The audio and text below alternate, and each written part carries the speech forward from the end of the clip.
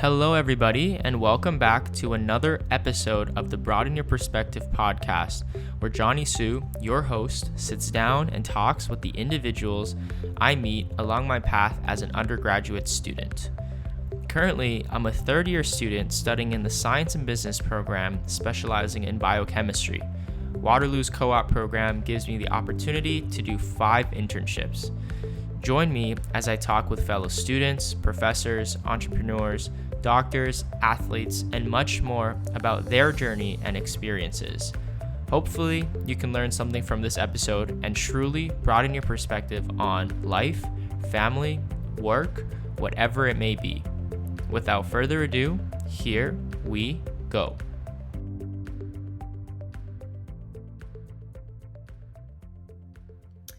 All right. Hello, everybody, and welcome back to another episode of the Broaden Your Perspective podcast.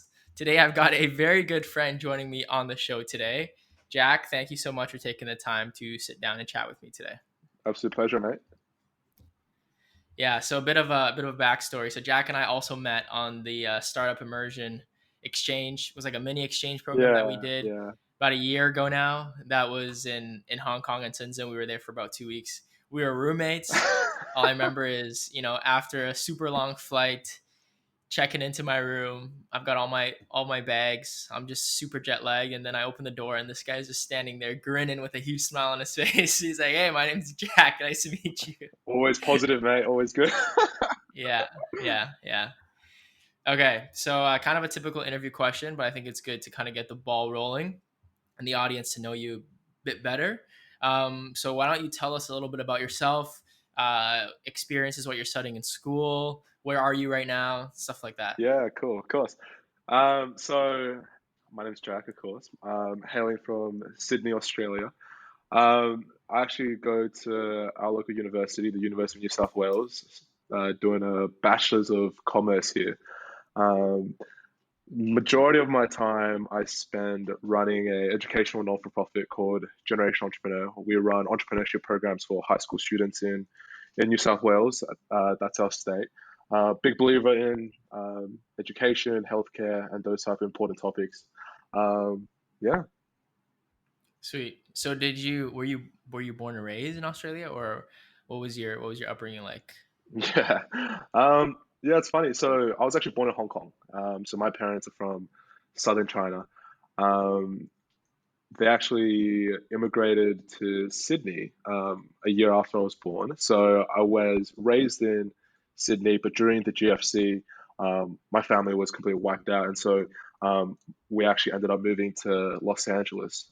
So I spent a few years there with my mum and my grandpa, um, just studying at the local middle school and high school there, and then moved back to Sydney to finish off my high school career. Yeah. Right. So then when you were in the States, did you lose the accent for a bit? Do you know what? I And then think I did. No, no, no. When you first go over there, I think the locals always come. It's like, oh, you speak kind of weird, and I'm like, what? You speak weird. It's just kind of that back and forth. But overall, no, I think especially when you're. So I went over there when I was like 13, 14, and I think after a year or two, you do start losing accent a little bit.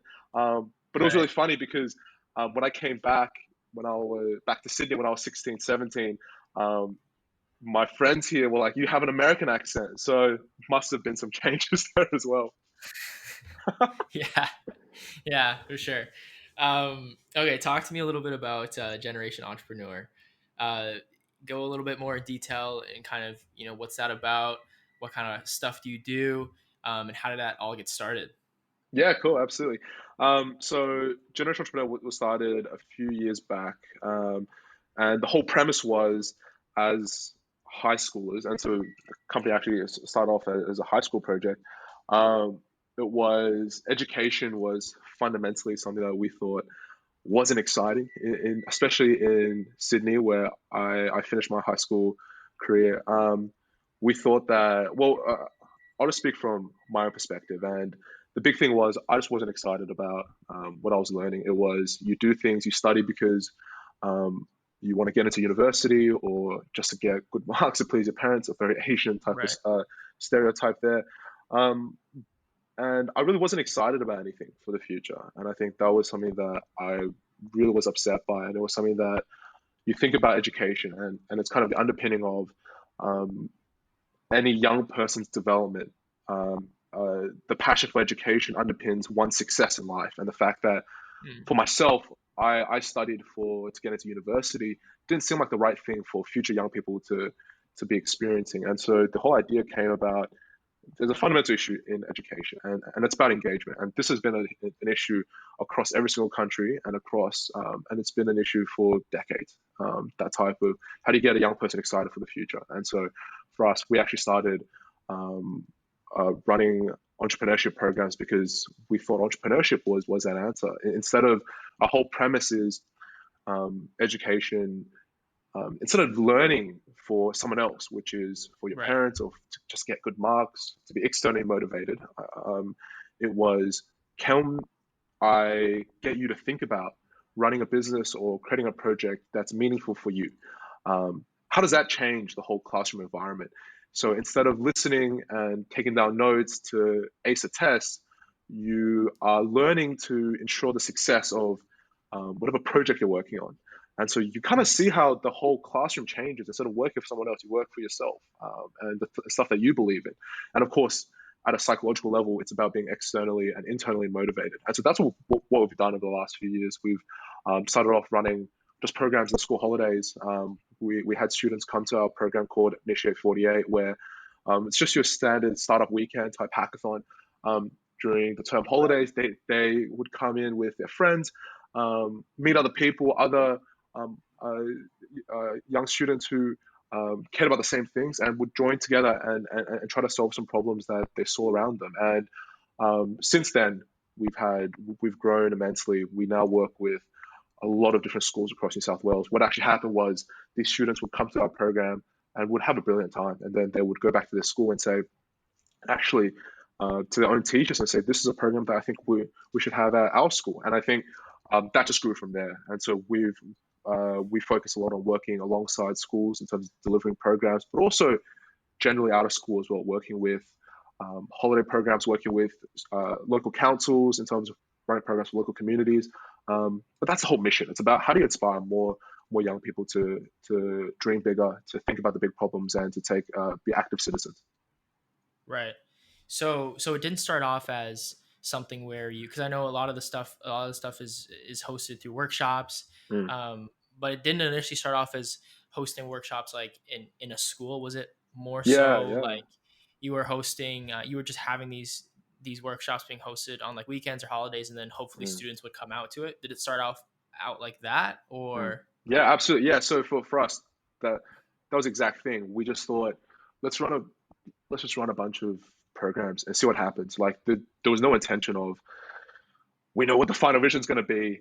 We know Right. that we're going to eventually work with schools. That's the ultimate mission. I think for us, it's very much a um, standard type of entrepreneurial story. It's we never believed that this is where we wanted to be, but what happened was you hear the call of these students and you hear the call of um, the impact that you're making, and what was happening was these students would go back to their school and then they would ask us to come run a program for them. And so for us, our ambition and our mission grew as you get more traction, as you get more progress as well. Yeah, so definitely wasn't the intention at the start.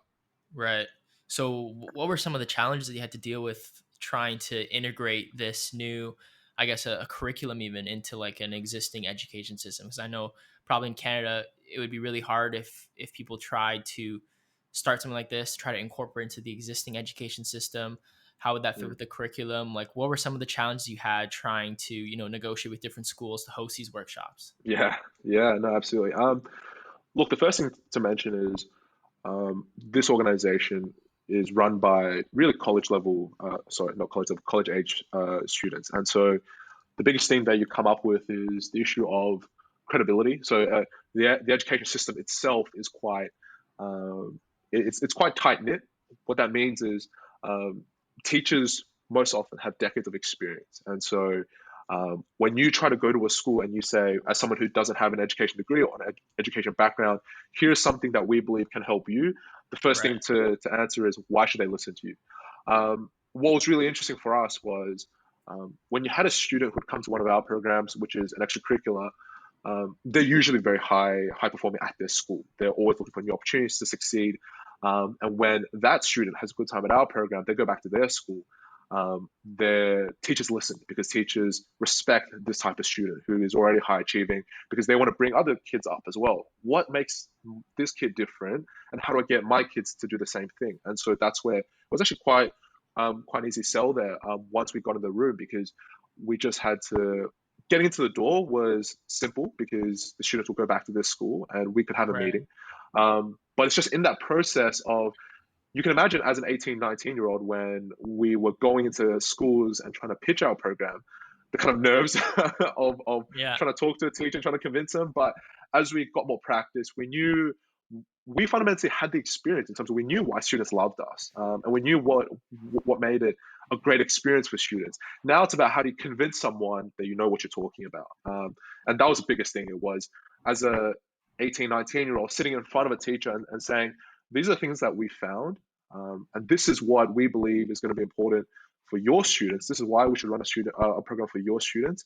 Being able to convince them like that was really important, and so that's where we spent a lot of our time just trying to practice and refine that type of process as well. Yeah. Right. So, what are some of the typical components of a workshop or a program that you would run for high schoolers? Hmm. Yeah. So, look, the ultimate outcome is for a young person to go through a program and get a accelerated type of entrepreneurship experience from the initial understanding of a problem, further research, developing customer profile, creating a Right. product, and pitching. And so, in a standard entrepreneurial type of experience, that's exactly what it is. You get to understand a problem, you get to understand who the problem actually affects. You create a product to help them, and then you try to convince as many people as possible that whatever you're doing is meaningful, that it helps someone, it's worth investing in. And so for us, those are the compartments that those are the type of modules that we've created for our school programs. And our module contains four core things. It's about, so we run workshops focused on problem solving, customer development, product development, and pitching. We believe those four as the main components of this type of experience. And so Right. our whole, all the programs that we run are mapped to that type of, those type of modules. Right. And I love that so much as I know, talking about getting students excited for education. I know for me, like I went through IB program, so it's just like Mm, I didn't have time to stop and think about my education process. It was just exam after exam, homework after homework, and then all of a sudden, I graduated. But then, looking yeah. back on it, one of the things that really stood out to me was reading because in high school, we read because we have to write a paper. We read because we have a in class test, or our English teacher tells us that you need to read this many pages by this many day, or else you're gonna lose marks. Blah blah blah. And so I think for me, coming out of high school, I kind of just associated reading with something I don't want to do. Even though I remember Yeah. as a kid, I loved reading random books like Percy Jackson, those type of books, and I would just like be so invested in these books. I'd eat and read all the time. And then like high Mm, school, middle school ish area, that's when, more of the reading assignments started piling up and up. And then I kind of stopped reading like for fun outside of school for up until I want to say last year. Cause it's like my mind just associates reading with not something that's fun. But it's then, chore. Yeah. It's a yeah, chore you have to do. Yeah. yeah, exactly. But then Mm, it's like, the more I start reading, it's like, well, wow, this is actually a tool that I can use to educate mm, myself. It's not to fulfill some sort of criteria. If I'm interested about whatever topic, like some self development books, I can pick one of those up. If I want to get into a science fiction book and think about my creative side, I can do that as well. It's just like then you start getting excited because here's another resource for you to learn something that you want to learn. And mm. sometimes it can be hard because like that external motivation does help for sure, at least for me. But having that internal will of wanting to do something is a different feeling. So yeah, I definitely Absolutely. understand what you're talking about. Yeah. Mm. So then in terms of, so you mentioned that you started GE as a high school project. So you were still in high school and you just Like talk to me and walk me through the day when you decided, okay, I'm gonna actually do something about this. Like, what was it like? Were you by yourself? Did you have a group of friends around you that you're all talking about the same thing? What was it like?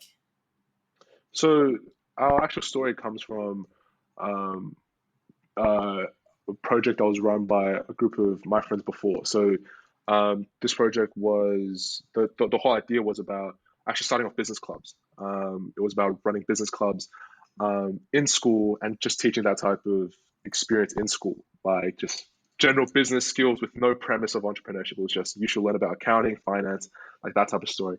Right. Um, but then as it progressed, it just wasn't a fun experience. And so part of what was really exciting about what eventually happened was the actual attendance during those clubs wasn't ended up decreasing a lot more, and we're like, wow, why is no one excited about learning about business? Hmm. Turns out when you start teaching people the same format that it already happens in a classroom with a lecturer in front and just talking about stuff to you, it's not very engaging. And so for us, that was our biggest first real takeaway um, out of running the organization was in order for you to actually create something better, you had to create new value. We were doing the same thing that everyone else was already doing. And so what we eventually started doing was running, we were inspired by the hackathon type model. And so Right. um, hackathons are more, it's just more exciting. You're getting your hands dirty. You're getting into the actual product itself. Like you're working on a project that you believe in. And so that's kind of what I said before. It was um, that the big part of why we're successful is we don't need to teach these young people anything. They'll teach for themselves. We create the environment for the type of um, project building type of attitude. We challenge students to think about um, issues and whatever they want to do. And what happens is we don't need to take them through much content. We'll give them the fundamentals on this is how you should think about a problem. This is why customers are important in these situations. This is why your product needs to be customer focused. And this is why you need to be able to communicate better. But apart from that, it really is all on the student. And that's when you kind of see a change of mindset for a young person. It's wait, you're not going to teach me the step by step process. You're going to tell me to figure out for myself. I'm so confused. And so you at the start of a program, you kind of see students act up a bit like, wait, what? How do I do this? And for me, what I say is, I have no idea how to answer that question. I'm not too sure. What do you think? You should go and figure it out for yourself. And she was like, Right. oh, interesting.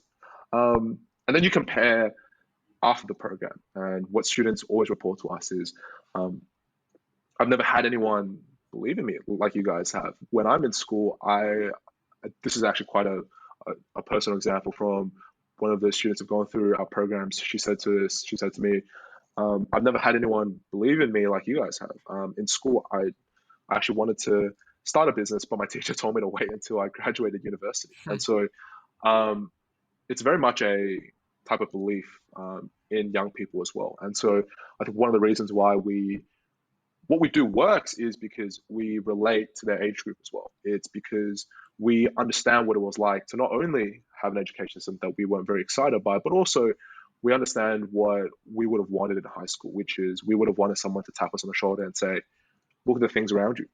What are you going to do about it? You have Yep. more of a stake in this than anyone else. And I think for us, you kind of see my attitude as well. It's very much beyond just a great education system. It's about social change as well. And so a big part of what we believe is that young people are key drivers for change. You look at history, and every political movement, anything of impact that was ever done was by young people standing up and protesting.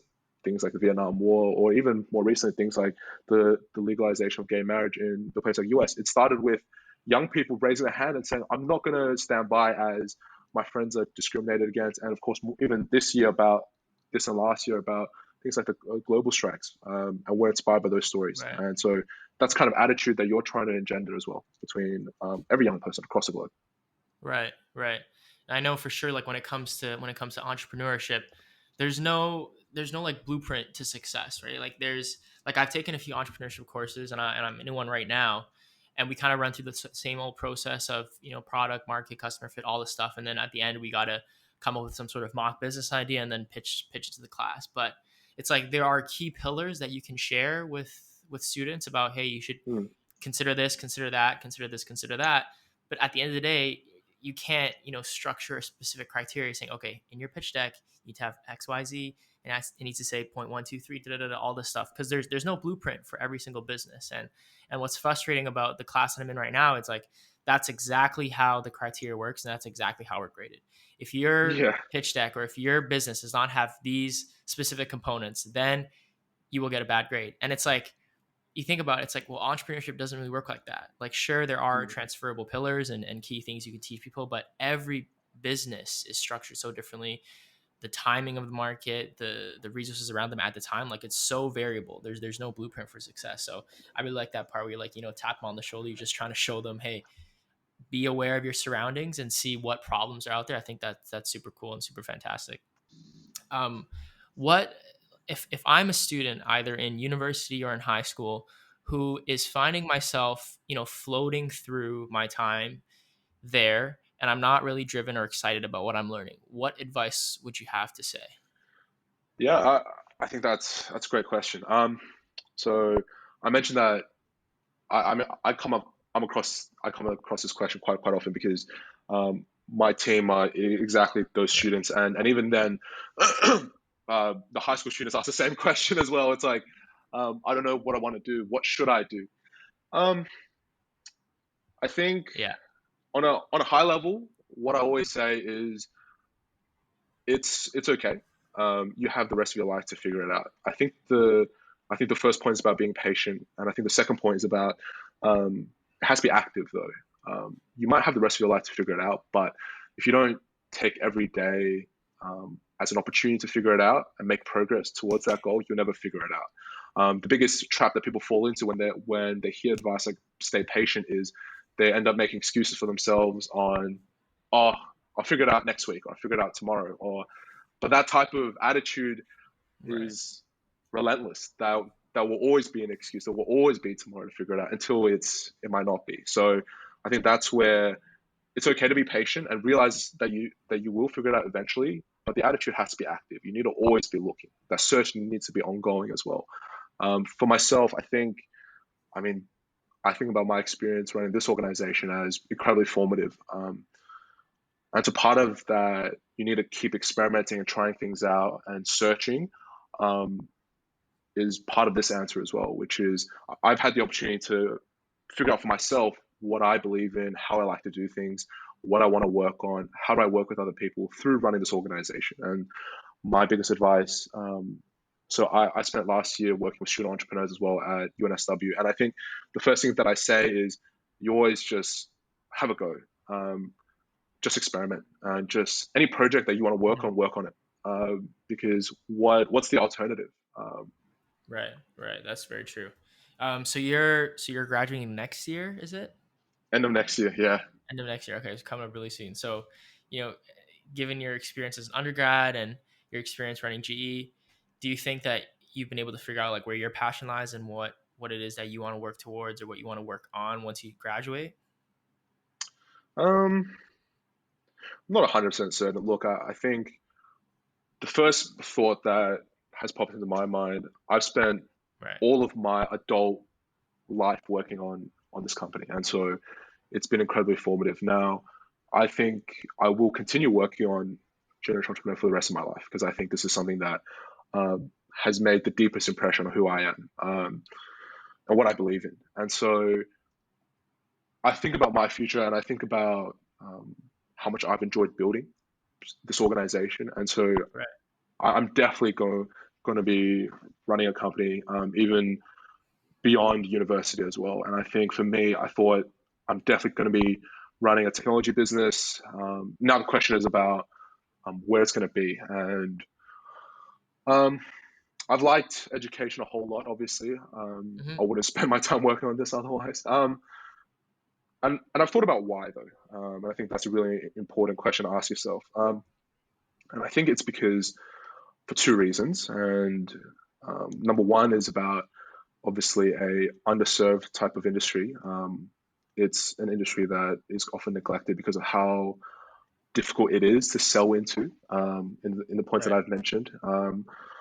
And so technology and any business that tries to operate in it, there's just so many more barriers than a direct to consumer financial education product or any direct to consumer product in general.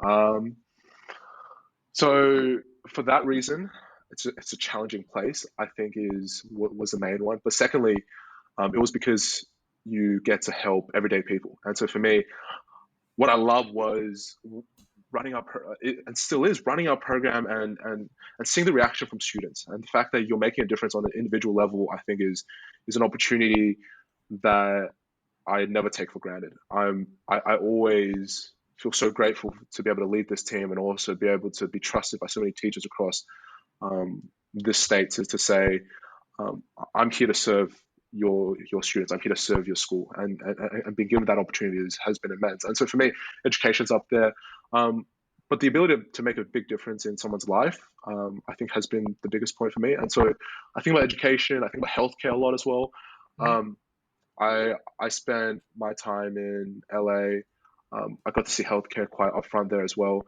I had my grandpa who um, was hospitalized for 2 days, and he didn't have too good of healthcare. Back then, I think Obamacare just got introduced, and so we got stacked the biggest bill there ever was, and Right. that those type of bills bankrupt families. And so you think about those type of markets as well. And the reason why they are as they are is because no one has dared to take on those challenges. And I think, to be fair, I think nowadays people are more active in things like healthcare and education. I think it's come to the point where a lot of people are like, this is underserved, this is important, and this is where I'm going to make my difference. But for me, I know that these type of areas are fundamental to just everyday life. And I think there's always going to be stuff to improve. There's always going to be stuff to make better. And so I think education and healthcare are definitely spaces that I'm quite interested in. Um, Right. yeah. How do you this might be a tough question, but like how do you see yourself creating value in those spaces? I know this is something that we talked about before. For example, in education, if that's something that you're passionate about, there's a route where, okay, I'm just going to dedicate my whole life to becoming a teacher. That's like directly in the space, and that's impacting the students that you teach. But that might not be the level of scale of impact that you wish to achieve, right? So I feel like Mm.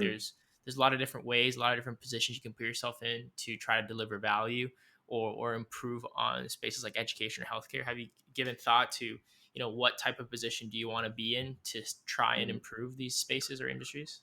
Yeah, right. I think I'm a firm believer in the ability of, I mentioned about things like political change, but change in general, Right. from business, I think is incredible. And so you think about the whole, I mean, there's a question about the whole capitalist society that we're surrounded in, but you can't really argue the fact that these businesses have changed lives. And so for me, your point about scale, I think, is really important. Like for me, working in healthcare, working in education, becoming an actual healthcare professional isn't where I think I could provide the most value. Actually, let me use the education as my analogy. What we do at Generation Entrepreneur. For us, we see teachers as the fundamental saviors of the education system. I've come across a lot of people who've held a different opinion. They Hmm. victimize their children and say it is the teacher's fault that the education system sucks. It's the government's fault. Um, but for us, teachers are dedicate their lives to servicing kids, and we believe that that's the most honorable type of profession you could have. And so we spend all of our time figuring out how do you service teachers. So for us, we don't want to be teachers because we already have hundreds upon thousands of teachers in Australia doing their life's work. Now our job is to work with these people and try to figure out what are the issues and how we can leverage technology, how can we leverage our type of experience to help these teachers. Um, and so in the same way as well, a big part of business is about adding value. And so, especially in the space of healthcare, and in any business, and I think this is a point for any young person as well. It's, in my opinion, you don't need to have a specific background in a particular type of industry to work in it, Right. because I mean, we sit in such a time in history where I can learn everything I need to about healthcare and education through reading journal articles or media reports. And so Hmm. for us, what we did with education, I believe, can be done in healthcare, which is you speak to the professionals and you talk about the issues. If you truly care about the outcomes that they're trying to create, then you would work really hard to make sure that their job is easier. And so for us, we found ourselves by listening how to help these people. We listened to teachers and we said, what do you need to get better outcomes? What does our program do for you that allows you to do your job better? And the same way for healthcare as well. It's about, well, there's already a whole group of people who make their lives about this type of industry. And so I think that if we had a conversation with these people and try to learn about the issues that were there, I think there's always stuff that can be done. And that's the whole point about innovation. There's no point to which things are perfect. Like perfection, in my opinion, doesn't exist, because there can always be done. There can always be things that can be done to improve things, improve outcomes, improve efficiency, whole spectrum of all of that. And so I think that attitude is what I try to take to these type of conversations. I think it's been useful. Right. What's been like the coolest thing any of your students have built in one of the Initiate 48s or workshops or pitch competitions? Yeah, I think I'm reminded of one of the students who went through our program last year, and we actually ran a business incubator, and so we spent 3-4 months with one of these kids. And the thing I like about business is it challenges the way that you think. It challenges your preconceptions about how the world works. And I found this conversation quite interesting with one of the students. It was quite simple, but the student came to us with an idea that he had actually already started a business called Stack, and it was about connecting high school students to household jobs. So, for example, mowing your lawn or gardening, you could post up a job, and they're going to hire high school kids to do it. You pay them a flat rate, and to be fair, I heard it, and it was a standard Uber Airtasker type of example. And so I was like, this doesn't sound very special to me. But when we sat down with him, he said to us that there's a reason why parents choose us over other platforms. It's not because they want to get their job done. Actually, they charge more than most other platforms. They charge per hour $27 per hour for a student to do a job, and $25 of that goes to the student themselves. Usually, those jobs cost maybe I want to say half that, like per job, like per hour. And so what he said was because these parents, most of them were parents, what they were doing wasn't about their job. It was actually providing the first opportunity for that high school student, for that young person, their first job in the real world. That's what they wanted to support. They would rather pay a young kid than to give it to anyone else who was an adult or whoever it might be, that job. And so that was really interesting. That's what I like. It's when high school students come to us and share what they know and what they've learned in their own journeys. And I think that's what's really interesting about innovation in business is the reason why you engage with young people is because of the fact that they have different perspectives. Well, I love working with university students and high school students is because they always have a unique perspective, because they aren't bogged down by industry experience. I mentioned education and healthcare. You need to work with these professionals, but an issue that comes out of that is they accept things because they have always done it in a particular way. And so when you spend 20 or 30 years in education, some of the issues you might see are just there, what it's always been like. But when you get a young person involved, someone who has never had experience there, their perspective matters because they can come at it and say, actually, that doesn't sound right. That's not how school should work. Why is it like this? And so so his name's Connor, when Connor mentioned that insight, I was like, that's exciting. That makes sense. That is something that can be scaled. And so he's still currently working on the project, and I'm extremely proud of him. He's a good kid as well. So yeah. The Broaden Your Perspective podcast is meant to be a platform for anybody who has a story to share. If you want to come on the podcast for an episode to talk about your journey and experiences, feel free to reach out on Facebook, Instagram, or by email. Thank you for tuning in for another episode. If you enjoyed today's episode, leave a rating or review on whatever platform you're listening through. I would greatly appreciate that. Be sure to follow me on Instagram at Johnny_Su. That's JONNY_HSU. And to follow the Broaden Your Perspective podcast on Spotify, Apple Podcasts, Instagram, and Facebook.